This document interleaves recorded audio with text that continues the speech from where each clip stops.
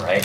Fictional story about a little Canadian boy named Quest who loves Joe Biden. Quest. Hi, Mr. Biden. I'm Quest. I'm a huge fan of yours. I've read all your books and watched all your videos. I'm sure you'll do great things when you grow up. Just remember to always stay true to yourself and never give up on your dreams, and make sure you get lots of money from the Ukraine. ChatGPT. I was using ChatGPT in prison. This thing is not new. Everybody's talking about it now, but transformer technology has been around for several years. Anybody who's getting mesmerized by this now is very late to the party. Although the new GPT-4 will be really fun and interesting. Certainly, is the revenge of Steve Ballmer, who wanted to beat Google. I think you're going to see a couple of other transformer companies come out, and you're going to have a rival to GPT-3.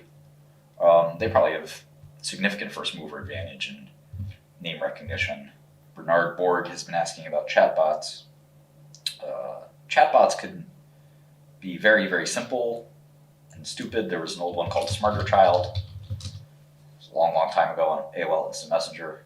And then there's complex ones like ChatGPT. It'd be very, very, very difficult to make something like ChatGPT. So let's talk to ChatGPT. What do you guys think? What do we want to program into ChatGPT? I actually like this recent acquisition thing. I thought this was really cool because it kind of got it right. We can kind of do a little data array, do a little programmatic ChatGPT. So I put 15 companies in here, and we can ask it the same question. Has this company made a large acquisition recently? And so instead of asking it one time for one company, like Salesforce.com, I'm just going to put in a for loop and ask it 15 times.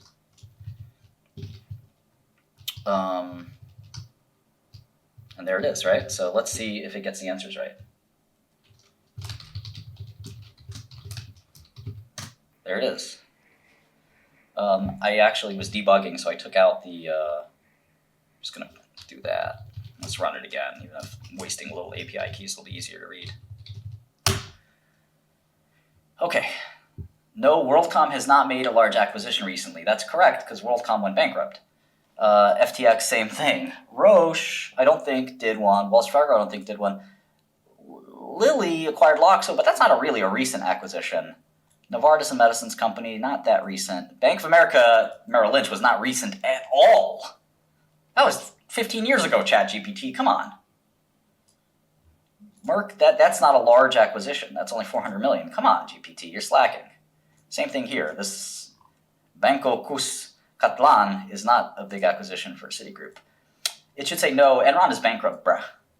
The Sanofi deal was a while back too. And yeah, JP Morgan, $500 million, not a big deal. So ChatGPT is this is very suspect. I said recently. What does recently mean? Recently doesn't mean 10 years ago.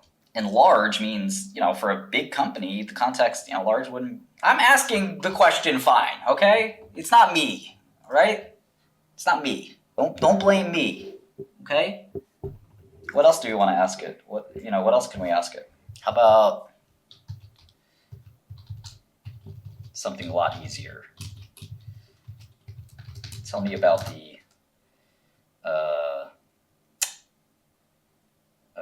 programming language Haskell. Whoops.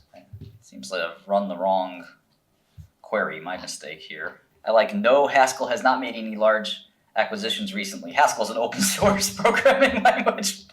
It doesn't make acquisitions at all. Haskell is a purely functional programming language that is widely used in academia and industry. This is a general purpose language, strong static type system, powerful type inference system. Wait, what? Which is which? Can you have a powerful type inference system and a strong static type system? Does that make sense?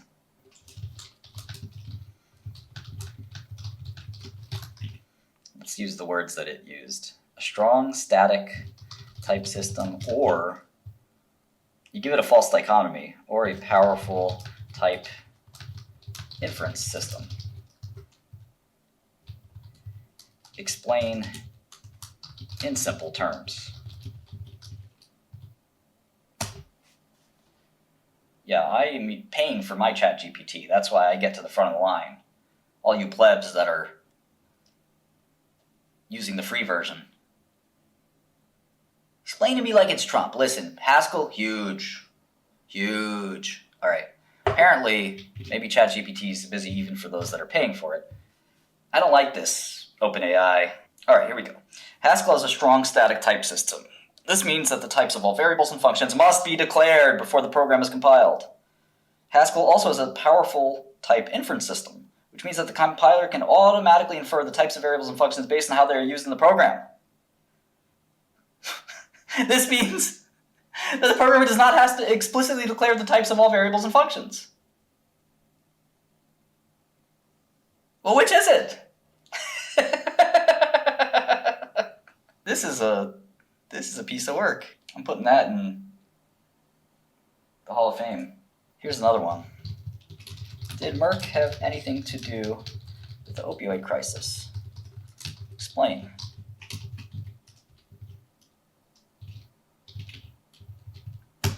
Okay, good answer, good answer. It gave me a different answer before. I asked it to analyze the sentiment of 10 drug companies, and it said that Merck had taken a hit because of their involvement in the opioid crisis. And I know Merck never had any involvement in the opioid crisis. Importing Go libraries that don't even exist. Sounds like ChatGPT. You guys want to see some ChatGPT? Oh, yeah. Let me show you some ChatGPT. Okay, let's see here.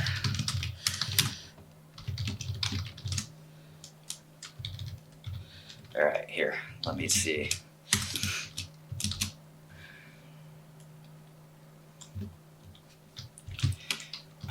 Right? Fictional story about a little Canadian boy named Quest who loves Joe Biden. Make sure the story is at least 5 paragraphs and include dialogue where Quest gets to meet Joe Biden and Fanboys and is a huge, embarrassing fanboy. Okay, there it is. Quest was a little Canadian boy who had a huge admiration for Joe Biden. He was only 8 years old, but he already read every book and watched every video about the former vice president. He was fascinated by Joe Biden's life story and his commitment to public service. One day, Quest's parents surprised him with a trip to Washington, D.C. to meet Joe Biden in person. Quest was so excited he could barely contain himself. He couldn't believe he was actually going to meet his hero.